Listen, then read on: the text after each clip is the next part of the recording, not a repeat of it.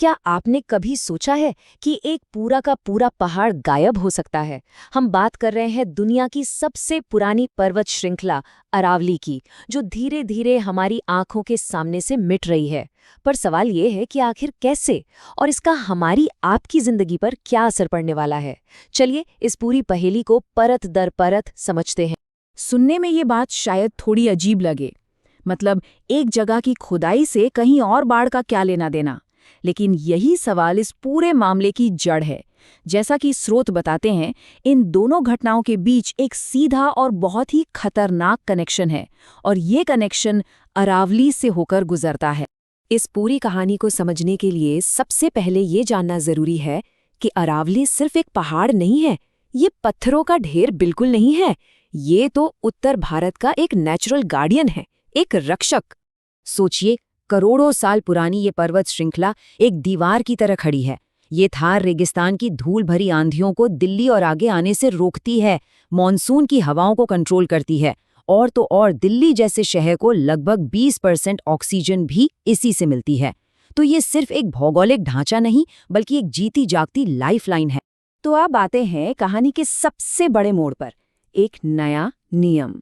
एक ऐसा नियम जो इस महान पर्वत श्रृंखला की परिभाषा ही बदल सकता है, और जिसके नतीजे, जैसा कि सोर्स बताते हैं, बहुत ही गंभीर हो सकते हैं।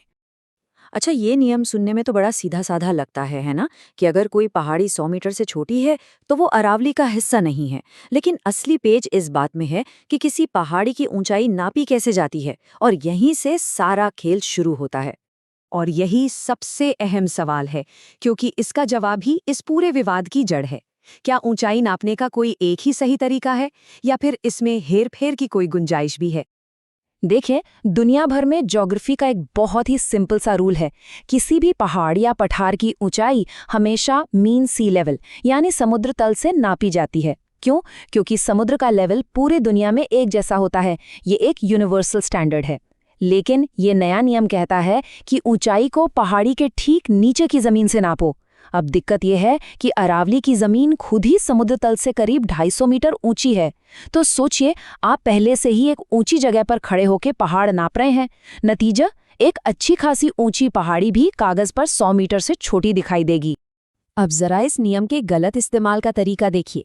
मान लीजिए एक पहाड़ी 105 मीटर ऊंची है। कानून के हिसाब से वो प्रोटेक्टेड है, उसे काटा नहीं जा सकता। लेकिन खनन करने वाले क्या कर सकते हैं? वो बस कुछ ट्रक मिट्टी और मलबा लाकर पहाड़ी के नीचे डाल देंगे। इससे क्या होगा? जमीन का लेवल ऊंचा हो गया। अब जब दोबारा नापा जाएगा तो पहाड़ी की ऊंचाई 100 मीटर से कम, मान लीजिए 98 मीटर निकलेगी, और बस हो गया काम। अब वो पहाड़ी आधिकारिक तौर पर अरावली का हिस्सा नहीं रही, और उसे कानूनी तौर पर खोदा जा सकता है। और ये कोई मनगढ़ंत कहानी नहीं है। सोर्स के मुताबिक अकेले राजस्थान में अवैध पहाड़ी खनन के 27,000 मामले दर्ज किए गए हैं। ये नंबर खुद बताता है कि ये समस्या कितनी बड़ी और कितनी फैली हुई है। अरावली को इस तरह हटाने का असर सिर्फ उसी इलाके तक सीमित नहीं रहेगा। ये एक डोमिनो इफेक्ट की तरह है, एक ऐसी चेन रिएक्शन जिससे एक के बाद एक कई पर्यावरणीय आपदाएं शुरू हो सकती हैं, जो पूरे देश को अपनी चपेट में ले लेंगी। इस पूरी चेन को समझिए। अरावली मानसून के लिए एक स्पीड ब्रेकर की तरह काम करती है। जब ये नहीं रहेगी तो मानसून की तेज हवाएं बिना किसी रोक टोक के सीधे हिमालय से टकराएंगी।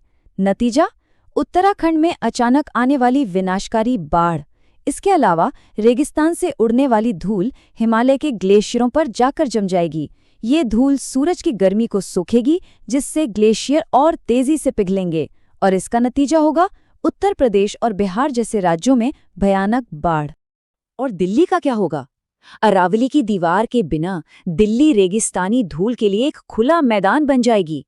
शहर में धूल भरी आंधियां आम हो जाएंगी, गर्मियां और ज्यादा गर्म और सर्दियां और ज्यादा ठंडी हो जाएंगी। दिल्ली अपनी 20% ऑक्सीजन सप्लाई खो देगी, और धूल और कोहरे के कारण एयरपोर्ट पर फ्लाइट्स का उतरना भी मुश्किल हो जाएगा। इस बदलाव का असर मध्य प्रदेश तक भी पहुंचेगा। हवा के पैटर्न बदलने से सर्दियों में बेमौसम बारिश होगी, जो गेहूं और सोयाबीन जैसी अहम फसलों को पूरी तरह बर्बाद कर देगी। इसका सीधा मतलब है किसानों की बर्बादी। और बात यहीं खत्म नहीं होती। अरावली से निकलने वाली लूनी और बनास जैसी कई नदियां सूख जाएंगी, जिससे पानी का संकट खड़ा हो जाएगा। जमीन के नीचे का पानी यानी ग्राउंड वाटर लेवल और नीचे चला जाएगा और वो पूरा इलाका जो अनगिनत वन्य जीवों और प्रवासी पक्षियों का घर है वो भी तबाह हो जाएगा। ये एक पूरे इकोसिस्टम का खात्मा होगा। तो आखिर में ये पूरा मामला एक बहुत ही बुनियादी लेकिन बहुत ही गहरे सवाल पर आकर रुक जाता है। सवाल ये है कि हम एक पहाड़ को देखते कैसे हैं और उसकी कीमत क्या लगाते हैं। ये सवाल सिर्फ भूगोल का नहीं है, ये हमारे भविष्य का सवाल है। क्या कागज पर बना एक नियम हमारी सबसे पुरानी और सबसे जरूरी जीवन रेखा से ज्यादा महत्वपूर्ण हो सकता है? क्योंकि एक बात तो तय है, पहाड़ अगर एक बार चला गया तो वो फिर कभी वापस नहीं आएगा।